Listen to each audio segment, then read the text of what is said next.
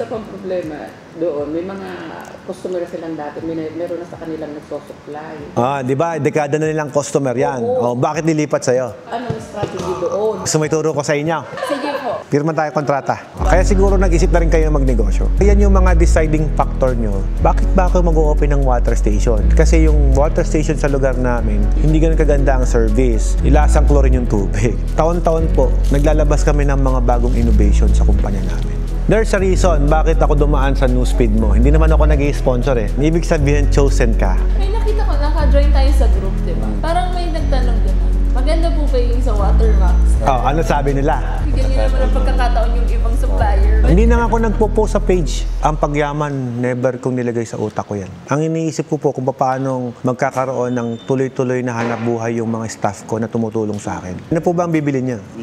Yung 9, good choice. Ang requirement dapat ang place mo malinis. That's 1. Number 2 requirement, dapat ang tubig mo pasado sa potable drinking water. That's 2. Yung site visit actually, dahil malayo po kayo, pwede po natin gawin yun online. Isasuggest po ng mga engineers natin kung saan nyo po ilalagay yung mga tangke tsaka yung machines. That's it. Settle down. Bakit kayo kailangan magrenta? Yung pangrenta mo, yung matitipid mo, gamitin nyo sa marketing ninyo. Yung tiny house po, dideliver ko sa inyo, buo na agad.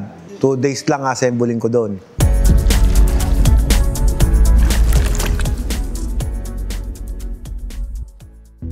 Ngayon, ganito yan. Magbigay ka ng commission base sa kanila. Ilan po ba ang nakikita mong tauhan ng business mo? Dalawa lang. Ilan talagang kailangan? 3. Depende sa sipag niyo kung ilan. Tanong ko sa'yo, sir, ano magiging trabaho mo doon? Pag may free time ako, maghugas ako or magsasama din sa mag-deliver or mamimigay ng mga flyers, mga market. Tandaan mo ito ang sabihin ko ha, minsan ko lang sabihin. Mag-hire ka ng isang taga-hugas. Refiller mo. Siya yung refiller operator ng machine mo kasi 4 na button lang naman yun. Madali lang mag-refill. Mag-hire ka ng isang delivery boy. So yung delivery boy mo, siya yung mag-deliver ng mga tubig mo. Pag 2 tauhan ng kota mo, 100. Both of them. Gusto mo ng 200 bottles, hire ka pa ng isang delivery boy. 3 na tauhan mo. Gusto mo ng 300 bottles, hire ka pa ng isang delivery boy. Ang tubig mabigat. Mahirap i-deliver yan. Lalo pag malalayong lugar. Ngayon, pag dumadami tauhan mo, gumagaan ang trabaho. Lumilit ang kita mo kasi nagpapasahod ka. Pero dahil dumadami ang benta nila, lumilit ba kita mo? Lumalaki na nadagdagan, tama. So, anong gusto mo? Pagod na pagod sila, hirap na hirap sila, or dun sa, simple, bigyan mo ng kota. O ngayon, anong trabaho mo? Si ma'am, dahil siya yung tagahawak ng pera, pwede siya sa management, siya yung bantay. Ikaw naman, trabaho mo, marketing ka. Yan ang pwede niyong gawin. Ito yung tauhan mong delivery boy. Ikaw ang magbibigay ng customer sa kanya. Hindi siya ang magmamarket sa negosyo mo. Ikaw mismo ang magmamarket sa business mo. Dahil per hand, for example, pinalukan mo ako ng tubig, ikaw yung kausap ko, sa'yo ko tatawag. Yung contact, mababurden ka naman, sobrang daming tao, ibibigay mo naman kay ma'am. Ito yung data, ito yung documents, ito lahat. Si ma'am naman, hindi lang naman siya bantay doon. May random call yan. Hello ma'am, kamusta? Yung delivery boy namin, nakangiti bang nag-deliver din sa inyo? Kamusta po yung service namin? Kamusta naman po yung tubig namin? Okay naman po ba? Customer service. Uy, okay itong tubigan na to maganda ang serbisyo. Sabihin, magiging suki mo yun. Ngayon, sir, dahil binigyan mo to ng 100 customer, ikaw ang nakapront doon. Ito kasi ang curse sa water station mo, Yung delivery boy mo, pag nakitang maraming dinideliveran, yung kalaban mo, kukuhanin yun. Aalokin ng dobling sahod yung delivery boy mo.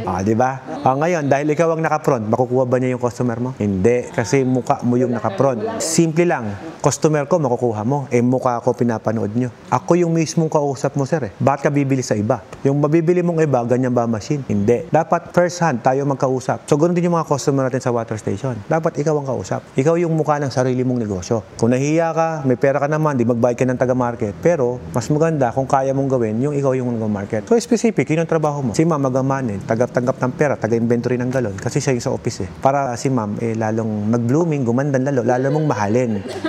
Yung wife ko, di ba, ako nag-field, ako lahat. Yung wife ko nasa opisina, yun, blooming, gumanda, lalo kung minahal. Ang isa pang problema doon, may mga customer silang dati, meron na sa kanilang nagsosupply. Okay. Ngayon, paano mo sila ang tanong naman, ma'am, ito, ano ang advantage mo doon sa ibang water station? Yung product mo, masarap ang tubig. Aba, pwede bang sabihin mo masarap ang tubig, di ba? Bibigyan mo ng sample. Tapos, suki na yun, sir, paano mo susulot yun? Yun nga, ang problema namin, yung ganon. Ilang taon ng suki nila. Di ba? Dekada na nilang customer yan. Bakit nilipat sa'yo? Anong strategy doon? Gusto may turo ko sa inyo? Sige po. Pirma tayo kontrata. Siyempre na yun, kukuha talaga. Siyempre. Bumiyay kayo from Batangas, tapos di kayo bibili. Ang diskarte natin dyan ganito. Kaya nga po ang lagi ko sinasabi sa mga client ko, kagaya ninyo, late na kayong nag-start eh. Marami nang nakatayo. Oo. Ang mga machine nila, yung mga package 6, package 4, package 5, lower package. Kung bakit lagi ko sinasabi, Sir Alfred, anong magandang machine? Package 9. Bakit? Kasi andun lahat ng advantage. Bakit? Ayun, bumibili kayo ng tubig. Papadeliver. Kamusta tubig? Satisfied kayo? Minsan, Chlorine. lasang chlorine. Minsan, Sir, okay naman. okay naman. Minsan, Minsan hindi. hindi. Minsan, mabilis yung deliver. Kamusta? Oo, mabilis. Mabilis. Minsan mabagal din. Oo. Hindi siya consistent. Hindi consistent. Minsan okay, minsan hindi. Minsan okay, minsan hindi. Sir, ang totoo niyan ha. Pag nabigyan mo ako ng tubig na lasang chlorine, kahit ano pa presyo ng tubig mo, hindi na kita bibilhan ulit. Sira yung credibility mo eh. Kasi pinainom mo yung pamilya ko chlorine eh. Lasang chlorine, ibig sabihin, harmful sa katawan ko yun. Yung system ninyo, hindi gumagana ng maayos. Mabuti na lang, mabait kayo. Kasi pag ako ang nakabiling gano'n, hindi na ako bibili ulit sa'yo. Sabi niyo, minsan mabilis, minsan mabagal. So, ang point ko ito yan. Kapag mabagal ang deliver, ibig sabihin, posibleng madami ng customer yon. Sa sobrang dami ng customer, mahirap na mag-produce ng mabilis yung machine nila. Ang nangyayari po ganito, ma'am, try niyo po yung tubig namin. Sige, try namin yung tubig namin. Okay yung tubig niyo, masarap. Kamusta ang delivery niyo? Ayun ang next question. Mabilis po kayo mag-deliver kasi malaki makina. Ang sabi ko, pagka po kayo umaabot na ng 300 na galon, dapat may isa pa kayong machine. Ngayon, ganito yan. Bakit minsan lasang chlorine? Bakit minsan hindi? Mag-isip ka na, baka mamaya sinasahod na sa gripo yun. May ganun, di ba? Mabuti na lang mabait kayo, pero pangit po yung ganon. Kasi binili niyo po yung tubig eh. Hindi na ibigay yung quality sa inyo, pero okay lang sa inyo. So, very unusual. Mabait kayo. Pero sa akin, pag ginawa mo, hindi na kita bibilhan ulit. Bihanap ako ng iba. Hindi naman pagandahan talaga ng water station. Turn off ka lang. Kaya siguro nag-isip na rin kayo ng magnegosyo. Ayan yung mga deciding factor nyo. Bakit ba ako mag-open ng water station? Kasi yung water station sa lugar namin, hindi ganun kaganda. Hindi ganun kaganda ang service. Ilasang chlorine yung tubig. Galing sa inyo yung mga statement na yan. Minsan matagal mag-deliver. Kaya kayo nagkakaroon ng idea, hindi magtayo ko ng sarili kong tubigan. And sometimes, hindi lang po yan. Kung minsan, kaysa magtayo ko ng water station, bila ako kay Alfred ng pambahay na machine. Bila ako ng sarili kong water system. At least doon, sigurado, sure ako, kami nagpipilter. Yun ang point. Kung bakit nagbibigyan kayo ng idea na magbukas. Kaya kayo nakakaisip magnegosyo kasi iyan yung sitwasyon ngayon. Ngayon, ang tanong, anong dahilan para lumipat sa inyo ang customer? Yun din. Yun na yun, di ba? Nasabi natin. Yung tanong nyo mismo nasagot na. Na kaya sila lumilipat kasi because of the services, the quality. Kung kaya nyong higitan yung mga binibigay na serbisyo sa inyo, wala bang dahilan para di lumipat? Lilipat yan kahit decades na po nilang binibilhan yan. Kayo na mismo, nagsasabi sa akin, wala naman na kasing choice eh. Kumbaga, sa tatlong pinagpipilian nyo, ito na eh. Sabi mo nga, sir, sa daming nag-i-install, marami namang mura. Bakit ka nandito? Yun din. Hanap mo quality. Wala nakakamong choice. Mas maganda na nga si Watermax na nga lang. Wala pang nakakatalo sa kanya. Di si Watermax na lang. Ganun. Start yun, doon ka na saan? Sa may napatunayan. Huwag doon sa better, doon na sa the best. Marami naman din nag-i-install. Totoo yun. Pero kami po, taon-taon po, naglalabas kami ng mga bagong innovation sa kumpanya namin. Sample ko lang Nakita niyo yung mga multimedia na yan sa likod mo, ma'am. Yan. Magtanong-tanong ka sa lahat ng tubigan. Ilang beses na nagpapalit yan sa loob ng isang taon. Isa lang nga sabihin sa'yo, every year palit sila. Gastos yun. Kay Watermax, hindi may tatanong kung ilang beses nagpapalit. Ayan po. 15 years. Bawin-bawi mo na puhunan mo. Ngayon mo sa akin sabihin ng mahal yung benta ko. Pinakinabangan mo na ng 15 taon. Yes. Ang palit niyan, 21,000 lang. Mura lang. Kasi kinita mo na yun eh. Syempre, ganun ka-quality yung produkto ko. Not unless hindi mo minentain. Pag hindi mo na-maintain yan, kumapit po dyan ang latak ng tubig. Syempre, umiiksi lifespan. Pwedeng naging 10 years, naging 5 years, pero at least hindi pa rin every year. Iba yung technology na gamit namin pagdating sa ganyan. Sa Kalinga po, water station dyan. 10 taon na ngayon, hanggang ngayon, hindi napapalit ng element yan. Siguro siya po, wala pa naman. Kayo pa lang. Ayaw nyo ba? Kung gusto, tawagan ko yung kapitbahay nyo ngayon. Bahay namin actually gusto nito. Uunahan nyo na. There's a reason bakit ako dumaan sa newsfeed mo. Hindi naman ako nag-i-sponsor eh. Hindi ako nagbabayad ng boost ads. Sa Facebook, sa YouTube, hindi ako nagbabayad. Organic lahat yan. Wala, lumabas lang. Di ba? There's a reason bakit ako biglang lumabas dyan. Ibig sabihin, chosen ka. Yung nagbo-boost, yung kahit na hindi ka naman interesado lumalabas sa'yo, boost ads yun. Ako hindi ako nagbo-boost. If organic at recommended, alam mo na, iba po yung binayaran mo to promote. Iba po yung ipinopromote ka ni Facebook at ipinopromote ka ni YouTube, organic. Kasi ang nagte-testify na po dyan, yung mga kliyente namin. Yung mga nagko-comment na kliyente namin, ito, Sir Alfred, 2 years yung machine namin, until na wala pa pong problema. 5 years na po kaming client, wala pa pong problema. O, random call tayo kung gusto mo. Pag ito, nagsabi ng negative sa akin, huwag ka bumili. May nakita ko, naka-join tayo sa group, di ba? Parang may nagtanong gano'n. Maganda po ba yung sa Watermax? Ano sabi nila? Bigyan niyo naman ang pagkakataon yung ibang supplier. Hindi na ako nagpo-post sa page. Sa group, hindi ako nagpo-post dyan. Hindi ako naglalagay sa mga group para yung iba makabenta rin. Kasi pati ba naman yun, papasukin ko pa. Marami na nga po nagagalit sa akin. Ang nagagalit na po sa akin, mga installer na din. Pero hindi yung mga customer. Pambira, kapitbahay mo na nga, gumagawa ng machine, taga-Pangasinan pa yung binilhan mo. Makikita mo may pangit na feedback. Tignan mo yung profile na nag-feedback, installer. Hindi po siya kliyente. Kaya sa amin, yung ganun, okay lang. Kita mo sa group sa Facebook, hindi po ako nagko-comment doon. Pero nako-comment kami doon. Sa grupo na yon, may stress ka lang. Kaya nga ang tanong ko sa mga client ko, nung nag-join ka dyan sa group, may natutunan ka ba? Meron naman kahit paano. Pero parang nakaka-stress, no? Oo, negative ano sila. Dahil nakaka-stress yung grupo, would you want to be on the person na nakaka-stress? Would you want to be on the something na nakaka-stress? Siyempre, kung nakaka-stress pala, layasan mo yun. Huwag ka na dumagdag. Ngayon dito, pagpasok nyo rito, na-stress po ba kayo? Hindi, di ba? Kayo nagsabi niyan, hindi ko kayo na may pakapi pa. Yung guard ko, pagdating yung ganyan, sinaluduhan ka ba? Binigyan ka kayo ng tubig?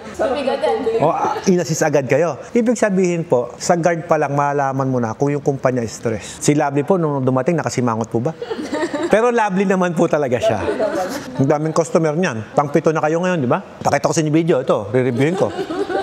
Baka makarating kayo ng Bicol. Naku po, daan-daanan na po namin yan. Kung Bicol lang po. Meron na sa Bicol. Salbay. Hindi po kami baguhan. 17 years na po ang kumpanya natin. Ay, inisip ko kasi ang layo. Hindi po hanggang Mindanao kami. Marami kami sa Mindanao. Marami rin kami sa Tawi-Tawi, Iloilo. Nationwide na po pala talaga. Marami po. Kumbaga sabi ko nga, sa loob ng 17 years, kung palpak po yung makina ko, doon sa mga ininsulan ko sa Mindanao, sa Iloilo, makakita ka ng minumura kami siguro. Ibig sabihin, kumikita sila May nakita po ba kayo doon sa group namin na for sale yung Watermax? Wala. Hindi ko wala kayo nakikita. Ito, wala kayo nakikita ang segunda man ng makina ko. Anong ibig sabihin? Yung mga bumili sa akin, kumikita. Bakit ibebenta kung kumikita? Ganun sir. Naanto ka ba, sir?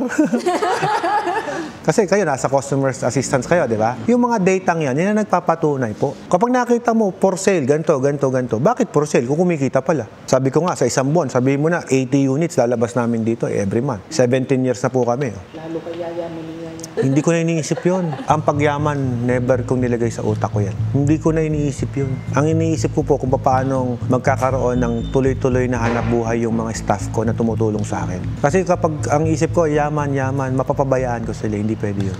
And eventually, alam ko, ganoon din ang magiging direction niya. Kaya nga sabi ko, kung maganda tinanim mo, di maganda bunga. Maliban, kung tama rin ka. May tanong pa po kayo. Lovely, ready mo na yung kontrata. Joke lang. Hindi, ano po ba ang bibili niya? Yung 9. Good choice. Anything na ibibigay niyo sa aking pera, dapat may pinangawakan kayo. Pambihira, papunta pa lang dito, umabot na kayo ng 7,000 to 8,000 pesos sa pamasahe. Di ba, sir? Oo. Di ba? Magkano ba ginas mo? Ay, hindi po. Babalik pa po kayo Tol pa. Times 2. Thank you, sir. Ma'am, thank you. Thank you po. Another day, another deal. Ang dami kong customer ngayon, no? Buti di ako napagod. Minsan lang din ako mapakwento Personal life ko na po yung naikwento ko, ma'am Kaka-inspire naman. Na-inspired naman po ba kayo? Oo. Na kung kami kinaya namin, ibig sabihin, kaya nyo rin. May kuha naman sir sa vlog mo natin, yung papatay sa wetering ba yun? Yung kumuha sa inyo ng... Tapos nagpapa-upgrade na. papatay. Papatayan ng huwete ngayon, mas masaya siya kasi mas malinis na yung nilalako niya, hindi nasugal Pero ngayon, ang nilalako po niya ay malinis sa tubig. Para hindi ka mahirapan. 50K everyday hanggang sa mabuo mo. I-document po ni Miss Lovely yan. Iko-compile po niya yun. Tapos i-attach po sa kontrata natin. Para hindi ka naabala. Itong negosyong tubig, hindi naman required na i-display. Simple lang po Nakita niyo na po ba yung planta ng kilalang mga water station? Hindi pa, no? Nature Spring, nakita niyo yung planta nila? Hindi. Pero bumibili ka, di ba?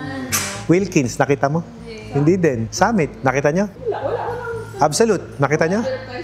Nakita niyo po ba yung planta? Hindi. Hindi kailangan ipakita. Ang binibenta mo tubig, binibenta mo bote. Bakit mo ipapakita yung sikreto mo, paano mo binabote yung tubig? Come to think of it. Itong negosyong to, services. Mentras nga mas misteryoso ka, mas...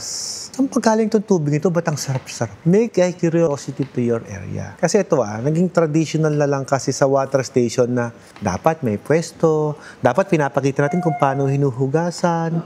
When is the last time na nagpa-refill ka tapos binantayan mo?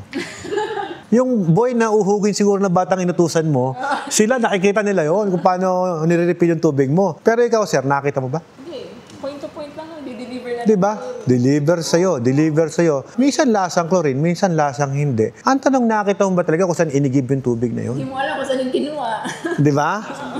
Na ibig sabihin po, hindi naman talaga kailangan i-display. Kasi ang binabayaran dito, serbisyo nyo. Pero hindi mo siya require. Hindi. Ang requirement dapat ang place mo malinis. That's one. Number 2 requirement, dapat ang tubig mo pasado sa potable drinking water. That's 2. Hygienic dapat. O ngayon po, nakuha mo na yung standards na yon. Anong dahilan para hindi ka bigyan ng permit? Akala ko kasama kasi yung place. Sa akin, sa bahay lang Harap lang ang maganda po ito yan, ma'am. Ito Manginegosyo ka ng tubig. Nirentahan mo ngayon yung magandang pwesto. Uy, ito, 15,000, 10,000 renta, 20,000 renta. Ang tanong ko, ilan po ba ang nagpunta sa shop mo para magpa-refill? Kinikita po ba ng mga taong pumupunta sa inyo para magpa-refill yung renta mo? Kung hindi, bakit ka mag-renta? Pwede nga ata yung sa likod ng bahay. Tama. Pwede sa bahay ninyo. Kasi ang pagandahin niyo po, pan-deliver. Yan. Kaya papasok na naman yung pambenta ko na kolong-kolong. Bili kayo sa akin ng pan-deliver. Pag maganda ang pan-deliver, maganda presentation, palagay mo, hindi ka makakabenta. Makakabenta ka kasi maganda presentation mo Yung likod ng bahay niyo, develop ninyo. May sink na tayo dun sa likod. Ang usapan doon, make it clean. Ilayo nyo sa mga areas na pwedeng ma-prone sa contamination, yung produkto. Yun lang. And then, apply a permit. Kapag nag-apply kayo ng permit, dapat pasado yung tubig na bebenta nyo. Pero bibisitahin yung place. Of course. Anong kaso kung bisitahin yung place? Hindi, kasi bawal sa subdivision. Sa local subdivision, ang nagbabawal po sa inyo, ma'am, yung developer. Hindi po ang gobyerno. Take note iba po ang binabawal ng gobyerno versus sa developer. Kagaya po ng ibang client ko po, nasa loob mismo ng subdivision, nakatago. Meron, ma'am. Meron nga ako, kumpare, sa Bulacan mismo, sa bahay niya Subdivision yon. Hindi nga lang siya naglagay ng signage. Kasi pag naglagay ka ng signage, babawalin ka ng developer. Kasi nga, nasisira yung forma ng mga architecture design. Nagkaroon na naman kayo ng idea sa akin. Mahal na bayad niya. Yung negosyong tubig, hindi po parang shawarma, na parang tinataka mo habang ini-slice mo gano'n. Tinataka mo yung mga customer mo habang ini-slice mo yung karne ng baka. Hindi po gano'n ang tubig. Yung tubig, ito, presentation, ito yung bote ko, malinis, presentable pag deliver ko sa'yo. Yun na yun. Hindi ko kailangan ng naka-apron to, naka-gown to, pagka nag-refill, naka-hairnet, naka-bonnet, naka-gloves, and everything. Wala naman po siya yung kunwaring area na dapat ganito kalaki. Kaya nga po namin bigyan kayo ng layout Yung site visit actually, dahil malayo po kayo, pwede po natin gawin yun online. Well assisted kayo via video call and susukatin nyo po yung area, bigyan nyo po ng sukat. And then, isasuggest po ng mga engineers natin kung saan nyo po ilalagay yung mga tangke tsaka yung machines. That's it. Settle down. Bakit kayo kailangan magrenta? Yung pangrenta mo, yung matitipid mo, gamitin nyo sa marketing ninyo. Pangrenta mo, 4 months advance, 1 month deposit, ilagay mo sa kolong-kolong ko. Ano pala yun, sir? Magkano ba yun? Another day, another benta. Barako 3, 140K lang. Sir, ang sidecar ko, 40,000. Ang Barako 3, nasa 103,000. Pag binili mo sa akin as package, 140K. Nakatipid ka ng mahigit 3,000. Plus free alignment, plus free ads. Siyempre, pag deliver po natin, nakasakay po sa truck. Marami namang gumagawa ng sidecar dun sa lugar ninyo. Pwede nyo pagaya kung gusto nyo. Client naman namin kayo We will love to assist you. Ano nga pa yung motor mo? Barako 3, Kawasaki, 175cc. Mura na yun, sir. Yung discount ko, binigay ko sa iyo Pero kung ayaw mong kunin yung discount, okay lang. Minimum galon. Magpa-renovate na lang kayo sa likod. Yung ipaparenovate ninyo, improvement na yung property niyo yun. Kung talagang gusto mong ipwesto, at least kumikita na, di tsaka kayo humanap ng pwesto. Malaking bawas din kasi yung 15K sa Oo naman, ma'am. Total, marami naman kayong perang naipon. Gamitin nyo na pangbili ng galon. Kung gusto nyo, bumili na rin kayo sa akin ng tiny house. Hindi napanood yun. Ako, hindi napanood. Yung tiny house po, dideliver ko sa inyo, buo na agad. 2 days lang assembling ko doon. Ang presyo po nun ay 185,000 pesos lamang. Kumpleto yon, fully furnished. May ilaw, may switch, may saksakan, kumpleto. Nako po. Isang buong negosyo susupply ko sa'yo. Mula bahay, water station, pan-deliver, signage, lahat. Ang i-ready mo lang yung bakanting lote mo. Lilinawin ko lang po ha. Ang tinatayo natin is water station business at hindi po lugawan. Basta ako, naniniwala po ako na pagka gusto mong umangat, hanggat wala kang hinayapakan tao, bibigay naman sa'yo yan. Nako, sana sa opening makarating ako. Mabilis lang naman puntahan ng Batangas pag naka-big bike. Ate, gawa kayo ng floor plan kasama yung tiny house. Para pag naisipan nila, eto na yung floor plan ng tiny house. Eto na yung package na, no? Yan na yan. O, may floor plan ka para sa tiny house. Kasi kami, customize kasi lagi. Ano kami, para kaming Italiano, gusto namin customize, gusto namin ano yung gusto mo, yun ang gagawin namin. No? Pwede rin naman na maging medyo Chinese ang style. Mass production. Ayaw mong nahihirapan mag-isip, ito na. Yan, thank you. Ay, salamat po. Ito, wala talaga kami masabi. Wala kayong masabi sa tubig to? Sa tubig. Aba, souvenir po, souvenir. Ibigay niyo po kay ma'am. Yung sa girlfriend daw. Ha? Ilan po ba gusto mo?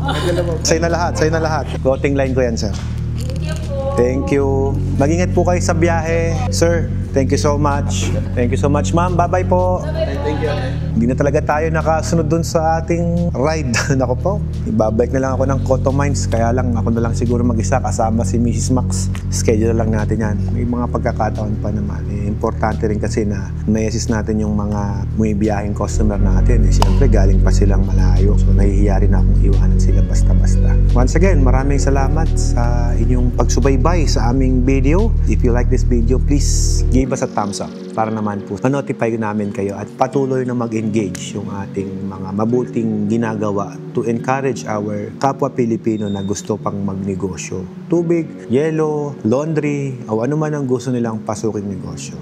Once again, this is Alfred Watermax nagsasabing, be blessed and be a blessing to everyone. See you mga katubig. Splash! Ako po ay naging water station business owner muna. Inalam ko muna ang problema. Inalam ko muna ang sitwasyon. Ngayon, dahil alam ko ng sitwasyon, o di kung ano man yung maging problema sa tubigan mo, sir, kaya kitang i-assist. Yung galon ang pinakamahirap i-monitor, to be honest. Lakas-lakas ng operation ng tubigan na yun. Bakit nagsara? Yun pala yung mga galon na wala na. Anong package ang binili mo? 9. So, wala akong worry pag 9. Maraming mga customer ang deserve ng good service. At yun ang hanapin mo. Yung motor mo nasunog. Hindi ko re-repairin yan. Palta ko bago yan. Ganun kami mag-warranty. Sabihin natin, nawasan mo ang taas ng chlorine. O siyempre, alam ko na dapat matanggal ko lahat ng chlorine. Dahil pag nainom ng customer mo yun, parang uminom silang tubig swimming pool, ayaw natin yun. Ang usapan, dapat pasado tayo sa microbacteriological examination. Pag zero bacteria yan, pasado yan.